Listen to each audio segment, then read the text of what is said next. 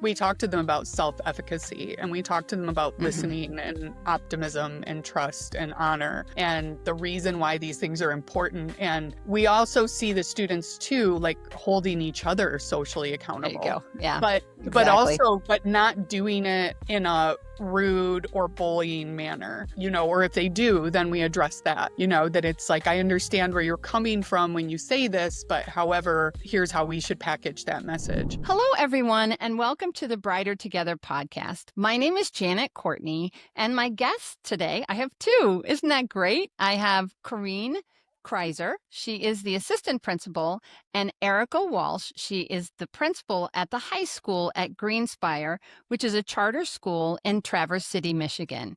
Coreene and Erica, welcome to the podcast. Hello. Thank you Hello, for thank having you. us. I'm so glad that you guys could make it today. Tell us a little bit. I'm gonna give you guys turns, okay? So we know who's talking. So, Coreene, tell us a little bit about your role, and then we'll go to Erica, okay? Sure. So I'm the assistant principal at Greenspire High School. My kind of general role, I guess, that's written down on paper is, all the basic things that most assistant principals do, right? Test coordination, discipline, all those, writing policy. But I think my role, kind of the bigger part of my role, is social emotional learning support of our Nice. students. It's a big one right now. It's a big one. Yeah. For sure. For sure. Yeah. Awesome. Erica, tell us about you. So I am the principal of Greenspire High School, which is a high school that is finishing its 4th year now, and I am the founding principal of the program. So my role has changed quite a bit through the 4 years. So Wow, congratulations. a lot of the beginning was writing all of the policy, creating the culture and climate, student enrollment, hiring. And we've now created that climate. So now it's about sustainment and it's about continual improvement on those pieces. Um, keeping good staff retention, Mm, all of the things in leadership. right. Yeah. That's a big one. The longer that people stay, the more, the easier it is, right? For sure. It is. I mean, it's my philosophy that good teachers are, you are only as good as your worst teacher in the building. Mhm. So in order to retain, attract and retain good teachers, it takes a different kind of mindset. I'm a servant leader. I serve them so they can be their best. 100%. I believe that they are worth more to me than any purchased curriculum whatsoever. Any piece of technology, any, latest and greatest trend or fad in education, it will not supersede a teacher and their value. Yeah, for sure.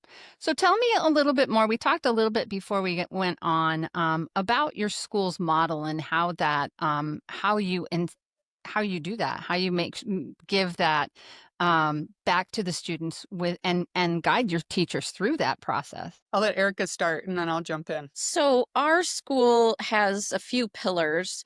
We're environmentally centered. We are a project-based learning school, and we are a small school model. These are very intentional pillars for our school because we truly believe that this is the way that teens should be educated. There is no reason why recess should stop when they go to middle school. There's no reason why we need to be, reading a textbook and taking a boring test at the end of the unit. We do projects instead. We start with an essential question. Each group explores the question in their own unique way, and they make a final public presentation. That goes far beyond a poster board or a Google Slides presentation. And we also believe in the small school model, which allows us to be very close with our students and really be proponents of social emotional learning at each student's level, which is one of Coreene's expertise. Yeah. So, like Erica was talking about, being servant leaders for our staff. And then, we also believe in extending that to our students, kind of trying to meet each student where they are. If a student is, we have a universal break plan that extends through the whole school. So if a student is having a rough day, and they need to take a 5-10 minute break in one of the common areas, then that's something they're allowed to do, and that also helps them work on their communication skills, right? Because they have to Right. communicate that with us. And, And getting to know every, identify those feel. I'm sorry to interrupt you, but yeah, to identify those feelings, to yeah, know that absolutely. what I'm feeling and how stressed I am is something that I can address and can recognize. So awesome. Yeah.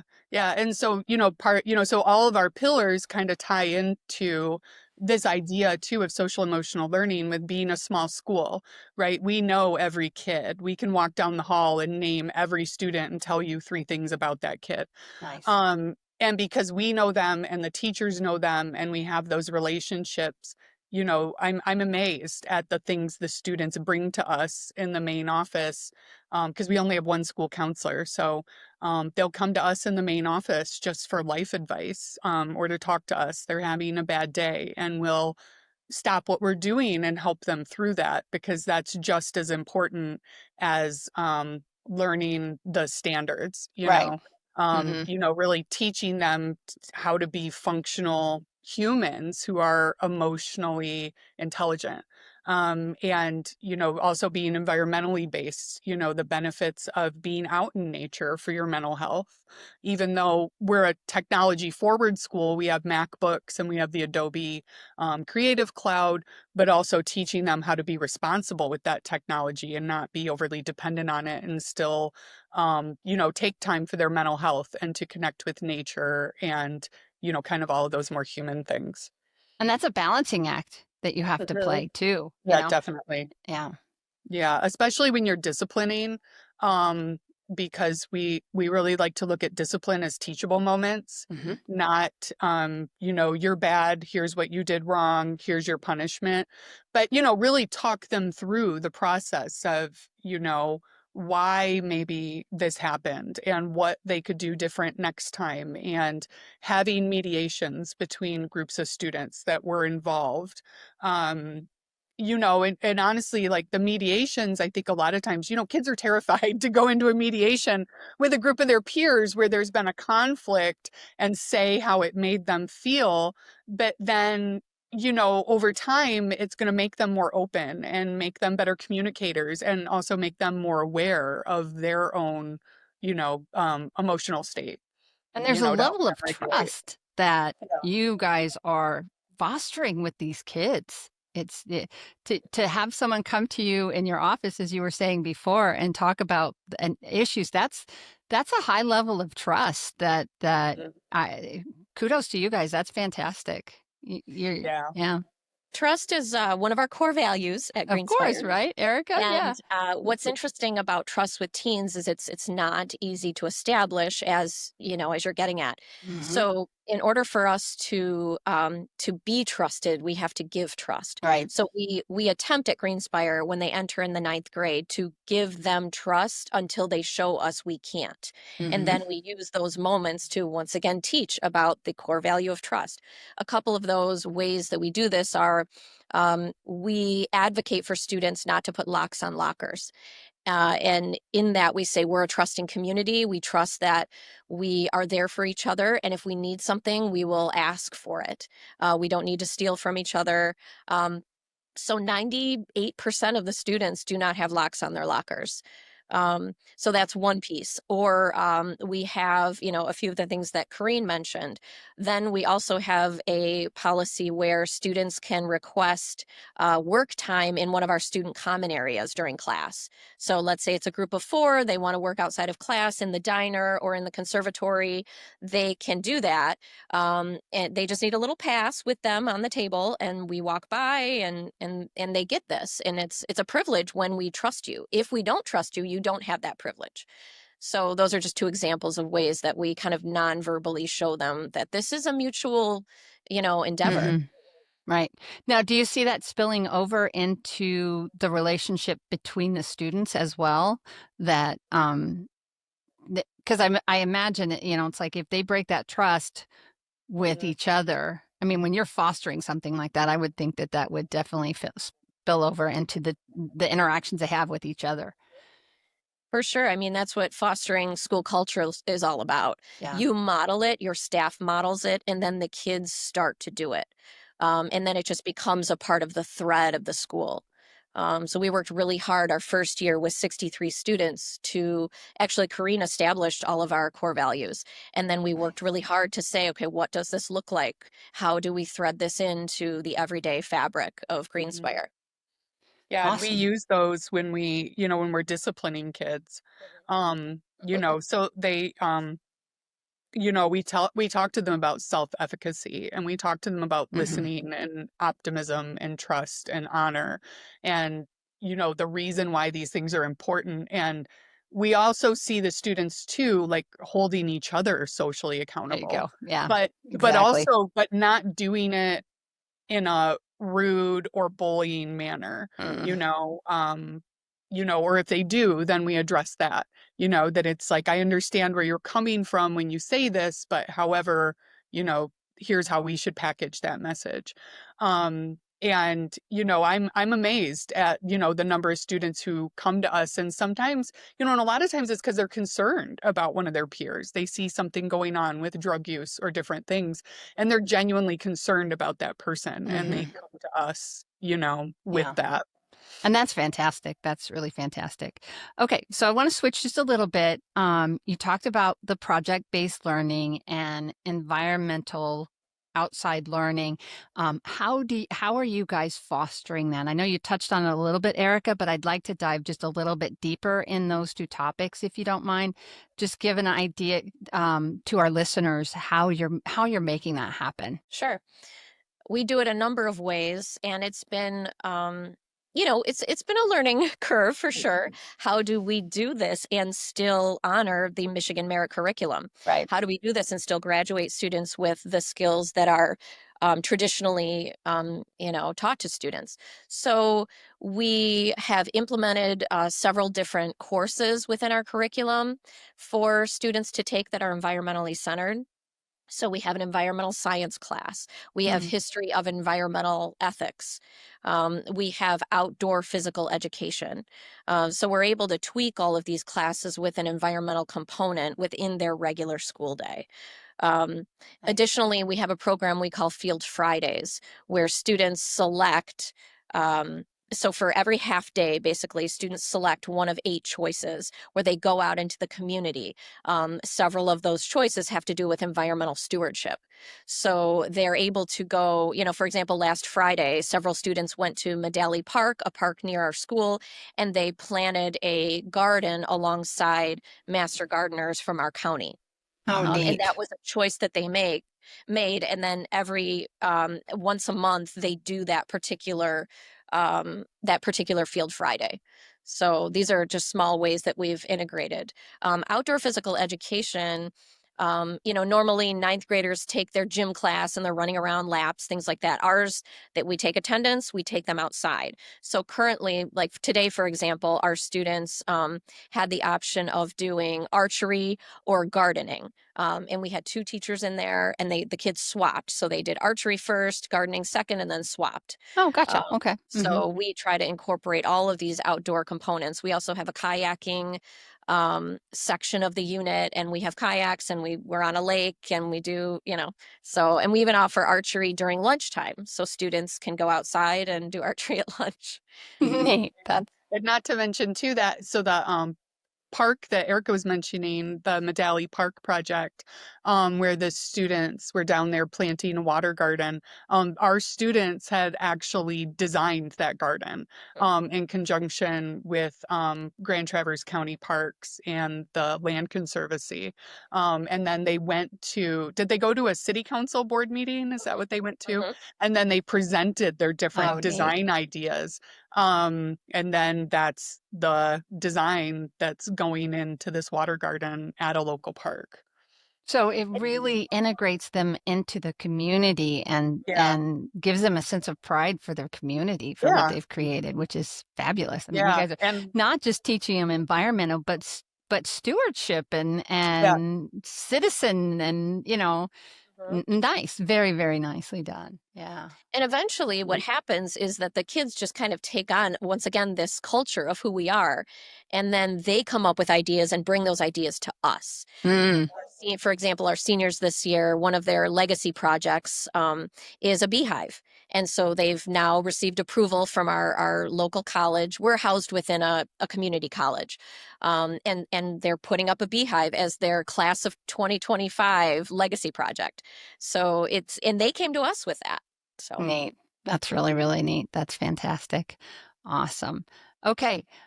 So last question, and it's one that I ask all of my guests, and it's just a thought question. If you could miraculously solve one challenge in your school, and not money, because we all know we could use more money, right? Everybody could use more money.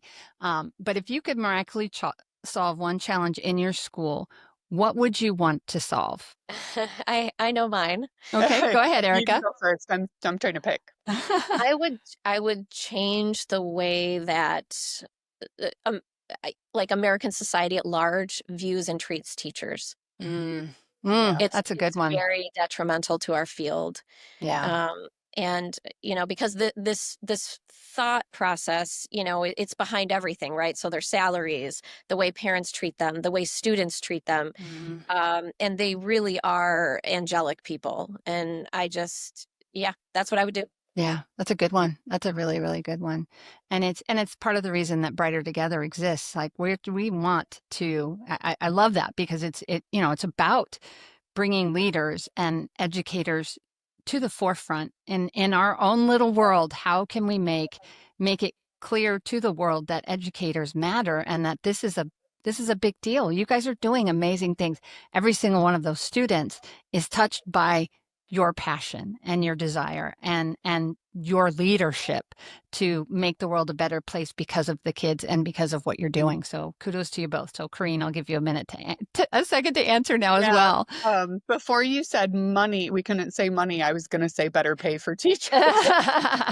It's the main one. Everybody knows there's not enough money in education. There just isn't. So yeah. Yeah. So kind of take that one off the table. Yeah, that's a tricky question because, my answer would be very similar to Erica's, about just teachers, like one of the reasons we don't give a teacher a canned curriculum to teach from is because we trust them as the experts in their field, right? Like, our environmental science teacher has a PhD in geology. And our physics and chemistry and biology teacher who teaches, those classes, he has a master's in physics. And our Spanish teacher lived in Mexico for 20 years. It's like, so for us to hand them a canned curriculum, so yeah, just that trust of that this person is an expert. They didn't just get an education degree that taught them how to teach. They also have a degree that teaches them the content, right? And I think too, that goes back to what you were saying about, teaching to the student. That's something we talked about and we didn't touch on it. I'd like to go back to that for just a minute because I know that's an important piece of it is educating each student. So can you guys just before we sign off, I want to make sure that we touch on that because I think that I'm in special education and individualized education plan, IEPs, that's what it is. But you guys are doing that across the entire school. Yeah, we try to really emphasize that, just because a student doesn't have an IEP or a 504 doesn't mean that they don't need different kinds of supports, right? So, like when I was in the classroom, I was originally a digital art teacher, which, art, right, can just be very visual, but, I would provide students, readings, a reading version, a video version. I would demo, I would do that differentiation regardless, right.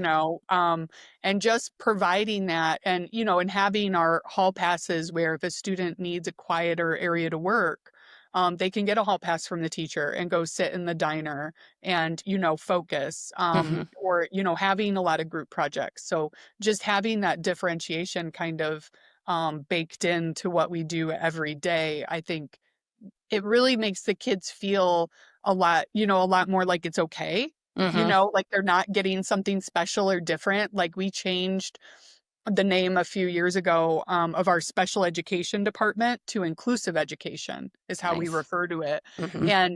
But we really just try to be inclusive with everybody. And Right. it's not about being special or different. It's just about meeting people where they are. Yeah. Yeah. That's really great. I love that. Okay. Well, Coreene and Erica, it's gone so fast, but I appreciate you guys so much. What a great conversation. Where should people go if they want to learn more about what you guys are doing at Greenspire High School? greenspireschool.org. Yep, Nice. greenspireschool.org. Come visit us. We love to give tours and show off our Yes. school.